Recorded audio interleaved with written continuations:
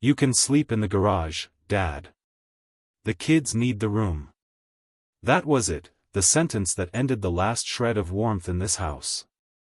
The garage reeked of gasoline and mildew, a graveyard of my old tools and forgotten years. They didn't even flinch when they handed me the pillow. I stood there, holding it like a body at a funeral. My body. My dignity. My life. They thought I was just an old man with nowhere to go. They didn't know I still held the deed. I wasn't always this fragile-looking man they ignore. Once, these hands were calloused from laying bricks, hauling wires, lifting beams. I built this house with my own sweat, every wall a memory, every nail a small victory against poverty. My name is Samuel Achempong. I'm 68 years old, a retired electrician, widower, and the man who once gave up everything for a family that now sees me as nothing more than a background fixture. It started with dreams. Mine were simple, to give my children what I never had.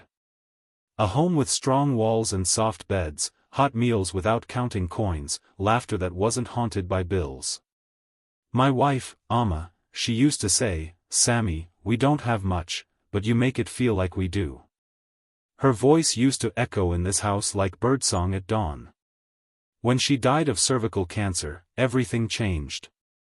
I had to be mother and father at once. I worked extra hours, took on night contracts, climbed poles when my knees were already giving in.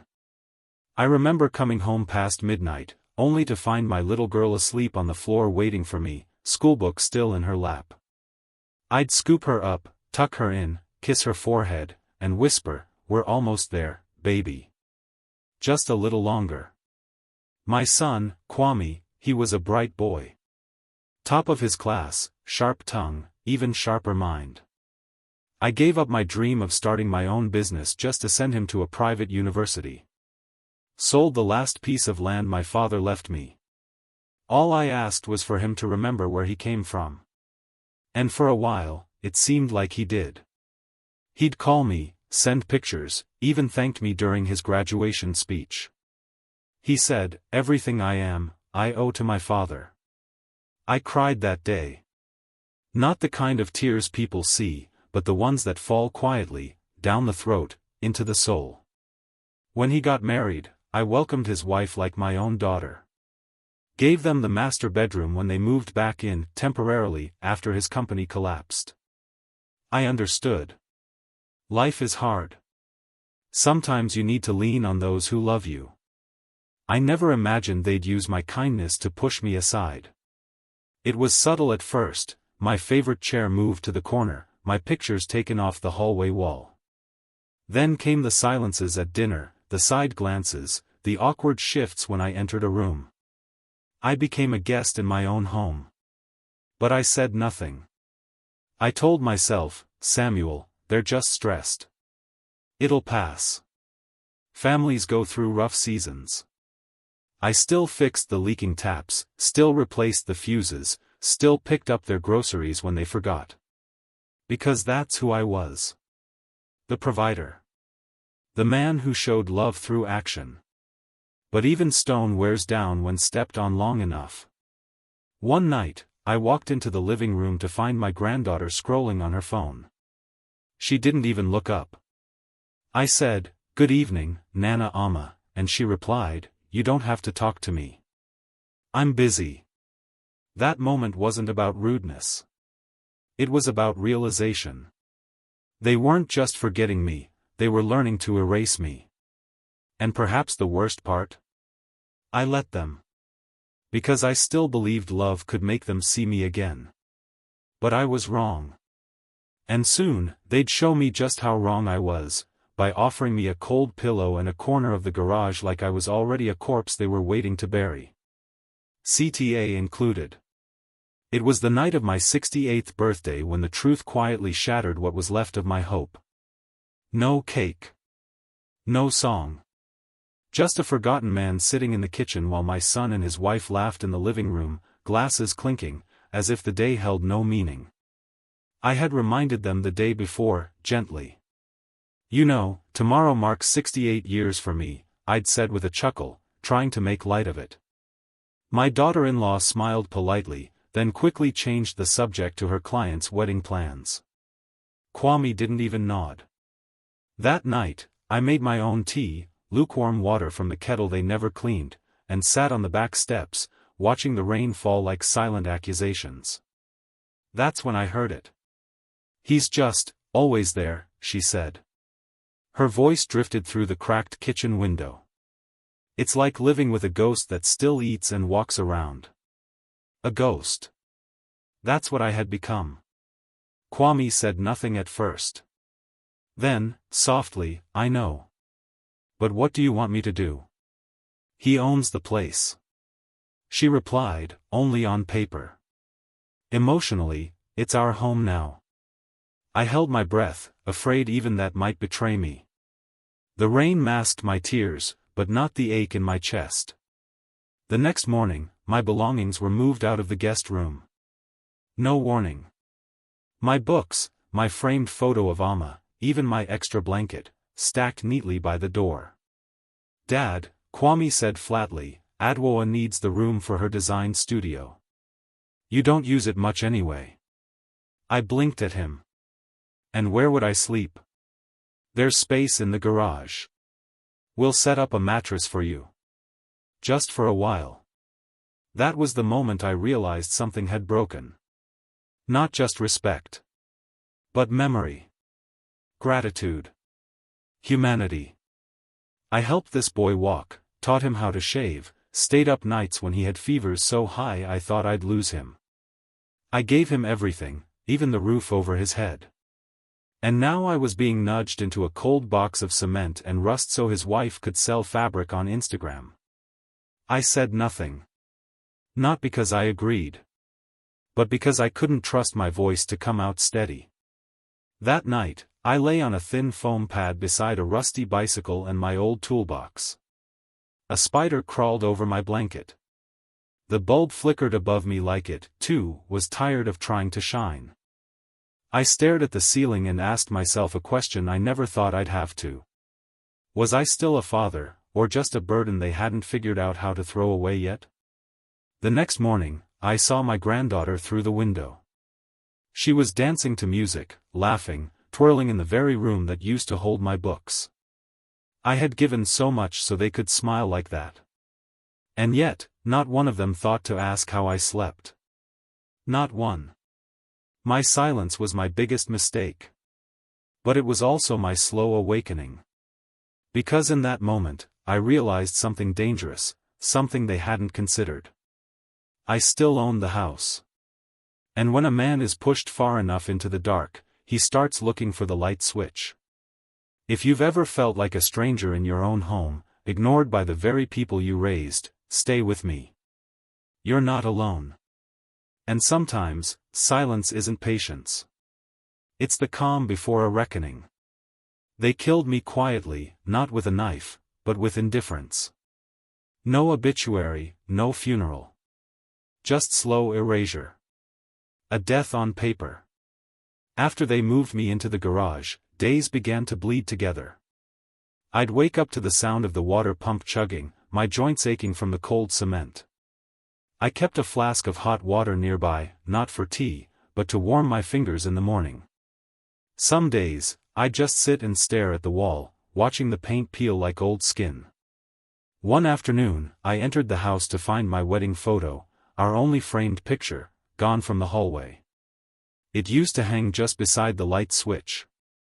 Amma, smiling in her cream lace dress, my younger self in an oversized suit, both of us so full of hope. I asked, gently, "Where's the photo?" Adwoa shrugged. "It didn't match the new decor. I put it in a box somewhere. We're trying to modernize the space." I didn't argue. I just nodded. That's what I'd become, a footnote in the house I built. An outdated fixture tucked away to preserve someone else's aesthetic. Then came the bank letter. It arrived on a Thursday morning, addressed to Kwame, but I recognized the logo, same bank where I used to hold our joint savings account. Out of instinct, I opened it. Inside was a mortgage pre-approval notice. My heart stopped. I waited until he got home. Held it out to him, quietly. Are you buying a new house? He looked at me, annoyed, not guilty. We're exploring options, Dad. It's nothing finalized. But, why would you need approval if you live here? I asked. Adwoa chimed in, because this isn't sustainable forever. We need space. Real space. Not your tools and memories. That word again, not yours. I realized then, they were making plans to leave me. Or worse, wait until I died, then claim everything. I went into the garage that night and opened my old steel toolbox. Beneath the screwdrivers and rusted pliers lay the deed. Folded neatly in a waterproof envelope. My name. My signature. No co-owners. No disputes. I sat there for a long time, holding that paper like a shield. They didn't know I had it. Didn't know I had never changed the documents after Amma passed. They had reduced me to a shadow. But shadows still know where the walls are. A week later, I overheard something that confirmed every fear. Kwame was on a call, door slightly ajar. Yeah, once the paperwork clears, we'll start the transfer. He doesn't really understand much these days anyway. He's just, around. Around. I was no longer his father. Just around. The next day, I watched my granddaughter laughing on a video call, showing off her new room, my old study. We kicked Grandpa to the garage, she joked. It's basically ours now. They laughed. I didn't. And in that moment, I thought, you can't kill a man on paper if he still holds the pen. They thought I was done. But I had just begun to turn the page. The final nail wasn't a slap, a scream, or even a confrontation. It was an invitation, or rather, the lack of one. Sunday dinners used to be sacred in our family. Even when times were hard, Amma always made sure we sat together, elbows touching, steam rising from the jollof, the sound of laughter clinking off the cutlery. After she passed, I kept that tradition alive, year after year. Even if it was just me cooking. Even if only one of them showed up. I held on to it like it held our family together. But that Sunday, something was off. I heard the blender buzzing, smelled grilled meat and fresh ginger stew, but no one called me. The sounds of plates clinking, glasses pouring, and laughter echoed through the door like ghosts from a better time. I waited, assuming they'd forgotten, but surely someone would call me in. They always had, eventually. They didn't. I finally stood up from the wooden stool in the garage, my new dining chair, and pushed the door open. The sight stopped me mid-step. The dining table was full. My son, his wife, their children, and even two guests I didn't recognize, probably friends from church or work. Everyone had a plate. Everyone was talking. But not one spare chair was set. No space for me. No thought. No pause in their conversation as I stood there, invisible. Adwoa looked up casually and said, "Oh, sorry, Dad.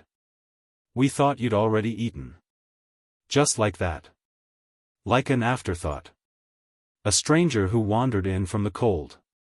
I nodded slowly. "I'll fix something for myself." "No need," she added, already turning away. "There's leftover rice in the fridge. Just warm it." I stood there, staring at the room I once built with bare hands.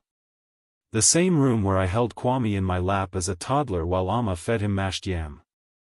The same table I spent half a month's salary on so the kids wouldn't eat off a cracked plastic one like I did growing up. And now I was being told, without even a blink, that there was rice in the fridge. I turned back to the garage. That night, I didn't touch the rice. I didn't boil water. I didn't cry. I planned. I reached for the envelope with the deed inside and laid it on the workbench. I took out a flashlight, shone it on the faded ink, and read it over like scripture. My name. Samuel Achempong. Sole owner. I whispered to myself, you are not a burden. You are not invisible. You are not dead. It was time I stopped waiting for them to see me. It was time I reminded them who I was, not with anger, but with action. That week, while they were out, I made a quiet trip to the lawyer's office. An old friend of mine, Mensa, had helped me draft the original papers decades ago. He nearly jumped out of his chair when he saw me. Sam. You're alive. Barely, I said with a dry laugh. He offered me tea, and we sat down to talk. I showed him the deed, explained everything, and by the end of the hour, he'd drawn up the first set of documents I'd need to do what had to be done. You sure about this? He asked. I've given them everything, I replied. And they gave me a mattress in a garage. The silence in his office was thicker than concrete. You want revenge? I looked him dead in the eyes. No. I want peace. That night, back in the garage, I slept easier than I had in months. Because for the first time in a long time, I wasn't just enduring. I was preparing. And soon, they'd understand that the man in the garage still had the keys. In their eyes, I was fading, a ghost wandering between walls I no longer belonged to. But what they didn't see was that ghosts watch everything. And I had been watching long enough to know that it was time. I started small. Quiet. Like mist under the door. The morning after that Sunday dinner, I went for a walk. Not my usual shuffle around the neighborhood, I went into town, to a quiet little office above an old tailor's shop. My friend Mensa had arranged a discreet meeting with a real estate agent he trusted. Her name was Linda. Mid-40s, sharp eyes, the kind that didn't flinch when I said, I want to sell my house. Quietly. She asked questions, of course. I had answers. I showed her the deed. Explained the situation in brief, carefully leaving out names. No drama, just facts. How soon? She asked. Soon enough that they won't see it coming. But not soon enough to be cruel. She gave a slight nod.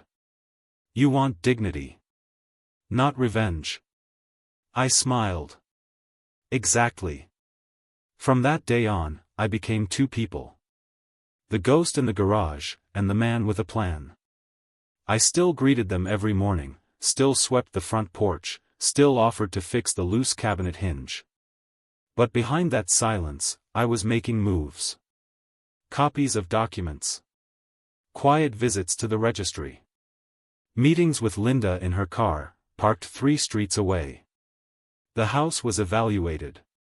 Photos were taken discreetly during one of their weekend getaways. I scheduled every meeting when I knew they'd be out or distracted. I told them I was visiting old friends, something no one ever questioned, because by then, they'd stopped paying attention to where I went or why. That stung more than I expected. They didn't ask where I spent my days because they didn't care.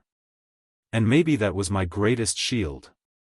In the evenings, I'd sit in the garage with my flashlight and go through old papers, making sure I hadn't missed anything. My fingers trembled sometimes, not from doubt, but from age. It reminded me just how little time I had left to waste. One night, I found an old photo of Amma tucked between tax receipts. She was holding baby Kwame, smiling with her whole face. I stared at it for so long my tea went cold. I'm sorry, I whispered. I should have done this sooner. But I kept thinking they'd come back to who they used to be. That's what hurt most. Not just what they were doing, but what they weren't anymore. They weren't my children. Not the way I remembered them. They had become comfortable with my silence. Dependent on my kindness. Arrogant with my generosity. But I hadn't died. And I wasn't done. The final paperwork was almost ready when I overheard Adwoa on the phone one afternoon. He's practically senile. I swear, he thinks we're still in 1995. Once we move, we'll convince him to transfer everything. He trusts Kwame completely. Senile. That word felt like a slap. Not because it was untrue, I was aging. Slower. Forgetful at times. But not gone. Not stupid. That night, I stood in the doorway of the garage, staring at the moonlight cutting across the driveway. My breath came out in short clouds, the cold biting through my sweater. Let them think I'm weak, I thought. The dead don't strike. But I'm not dead yet. And in the shadows of the home I built, among rusted tools and forgotten memories, I sharpened something far more dangerous than bitterness. I sharpened resolve. Because when they looked at me, they saw a man too old to fight back. What they didn't know was that ghosts don't need to shout to haunt a house. CTA included. They say ghosts can't move furniture or open doors. But I was about to show them that this ghost still had keys, real ones. I didn't scream. I didn't bang walls. I simply began disappearing. One morning, Kwame asked if I could pick the kids up from school. I smiled and said, I have somewhere to be. He blinked like he didn't understand. For once, I didn't explain myself. I skipped dinner for 2 nights in a row.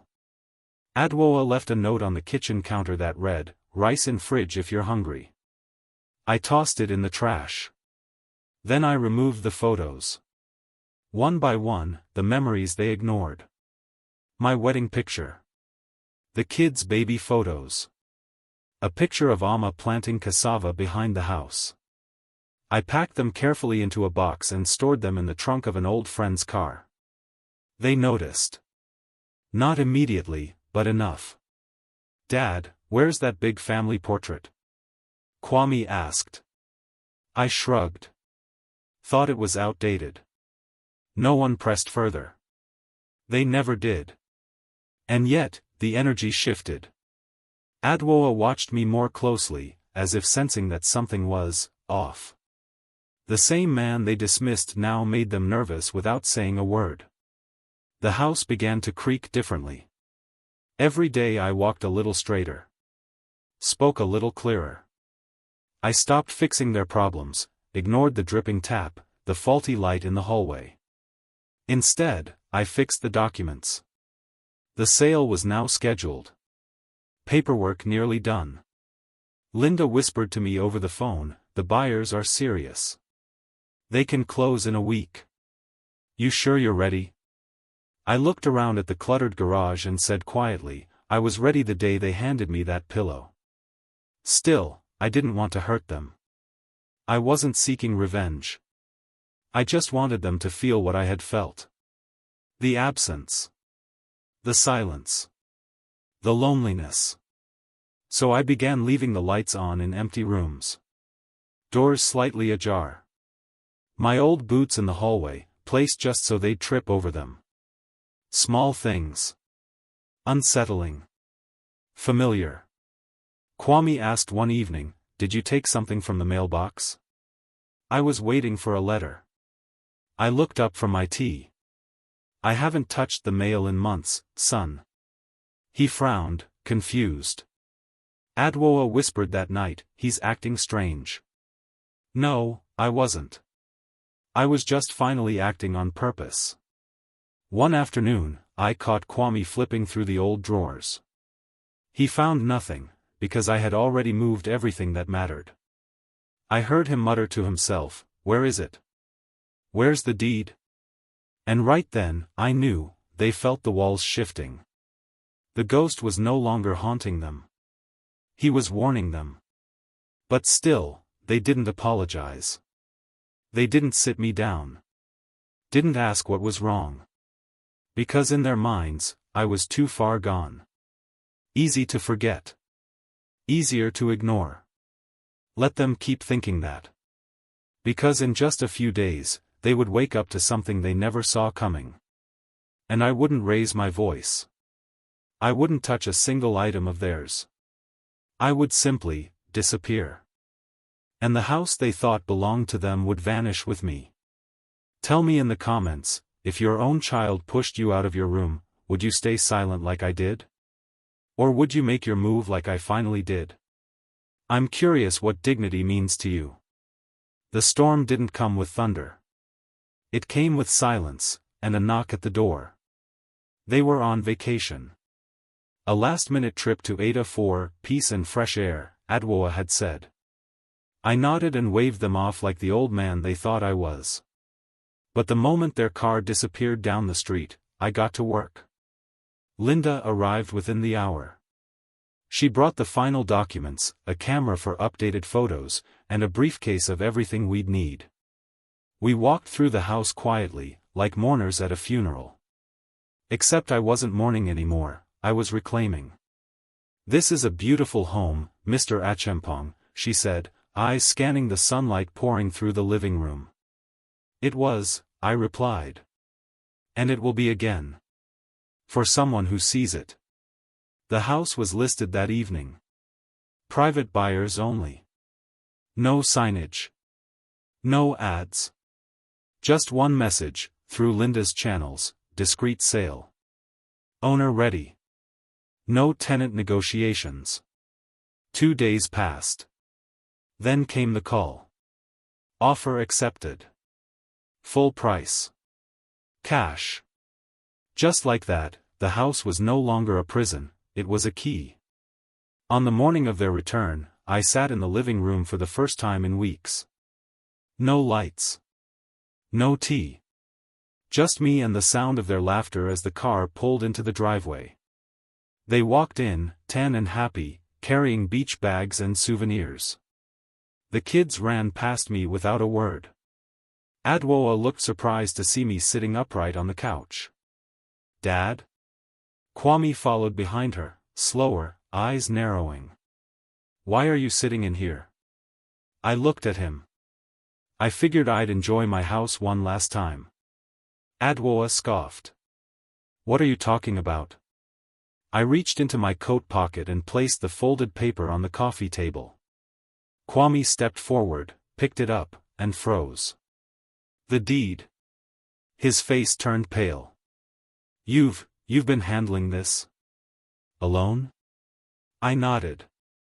You sold the house? No, I said. I am selling it. Final papers are signed. New owners arrive next week. Adwoa dropped her bag. You can't do that. We live here. No, I said calmly, you stayed here. Because I allowed it. But that time has passed. The kids stood behind them, silent. For the first time in years, they all looked at me, not through me. Kwame's voice cracked. But Dad, this is home. For you? Maybe. But for me? It became a garage. He sat down slowly, as if the weight of truth had just landed on his chest.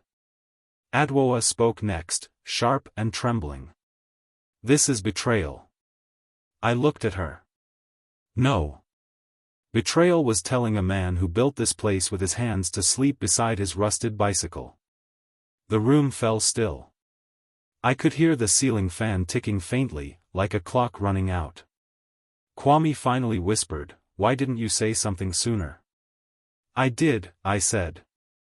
Every time I stayed silent. Every time I accepted less than I gave.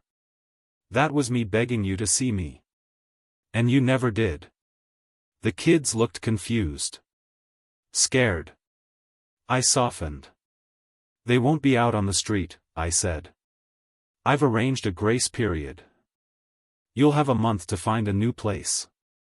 Kwame's pride wanted to argue. I saw it rise in his throat, then die quietly.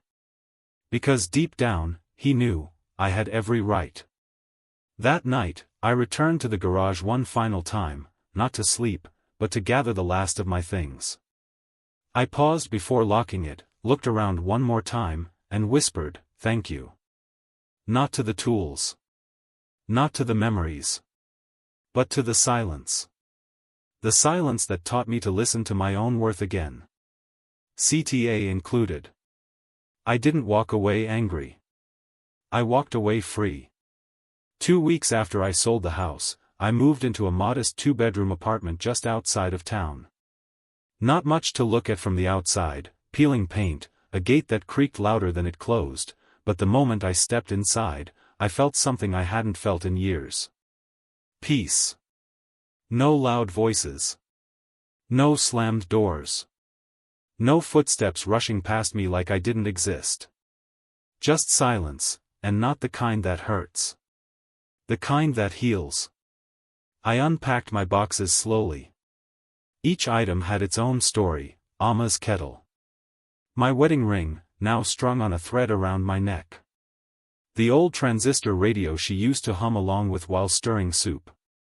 I placed it all carefully, like I was building a shrine to my own dignity. The garage mattress? I left it behind. Let them have it. Let it remind them. A few neighbors peeked over their fences as I moved in. One of them, a woman in her 50s named Auntie B, brought me garden eggs and pepper. New here? She asked. Old everywhere, I replied, and we both laughed. But even laughter took getting used to. I hadn't done it freely in years. 3 weeks later, the house was no longer mine. The new family had moved in, a young couple with their first child on the way. Linda sent me a photo. They were standing in front of the house, smiling, holding keys like they held hope. And I was happy for them. Truly. Meanwhile, Kwame had gone silent. No calls. No messages. I heard from a mutual friend that they were renting a 2-bedroom flat, and Adwoa was struggling to adjust. She says she can't work in such a cramped space, he chuckled. Apparently, she misses the natural light. I said nothing. Just nodded. But I knew what they really missed. They missed comfort they didn't build. Ease they didn't earn. A house they thought would always be theirs simply because I loved them. That's the problem with unchecked love, it makes people believe sacrifice is infinite. A month later, I returned to the area to visit an old friend. As I passed by the house, my house, I didn't stop. I didn't slow down. But I did notice the yard had been trimmed, the porch repainted. There were potted plants where my toolbox once stood. Good. Let it become something new. That evening, Kwame called. His voice was quieter than usual. Dad. I'm sorry. I didn't respond right away. I should have never let things get that far, he said. You gave us everything. And we gave you nothing. I closed my eyes, felt the weight of those words settle like dust on old wood. I forgive you, I said. But forgiveness doesn't mean forgetting. I understand. We didn't talk long. There was too much between us. Too much time. But that night, I didn't feel bitter. I felt returned. Like a man who had wandered too far into the forest and finally found his way back. Not to a place. To himself. The day I came back wasn't the day I sold the house. It was the day I stopped begging for love that came with conditions. Because when a man chooses dignity, even silence becomes his song. Subscribe if you believe that dignity matters more than square footage, more than convenience, more than being liked. Some homes may be built with bricks, but peace is built with boundaries. There's a street lamp outside my new apartment. It flickers at dusk, then settles into a soft, steady glow just after the sun disappears. I find myself watching it every evening from my chair by the window. It reminds me of the porch light I used to leave on for Kwame when he stayed out late in his younger years. Funny how life comes full circle. I'm the one sitting alone now, but this time, it's by choice. I'm not lonely. I'm alone. And there's a difference. Loneliness is waiting for a knock that never comes. Being alone is knowing the door is yours to open or keep shut. The house is gone, yes. But the burden? That's gone too. I no longer feel like I'm taking up space in someone else's life. Every corner of this small apartment is mine, my scent, my memories, my silence. My peace. Sometimes I wonder if they ever sit around their new place and feel the emptiness I once felt in the garage. Not out of spite, but curiosity. Has Kwame learned to see me now, not just as a father, but as a man who bled quietly for his family? I'll never know for sure. And maybe that's all right. He sends messages now. Short ones. How are you, Dad?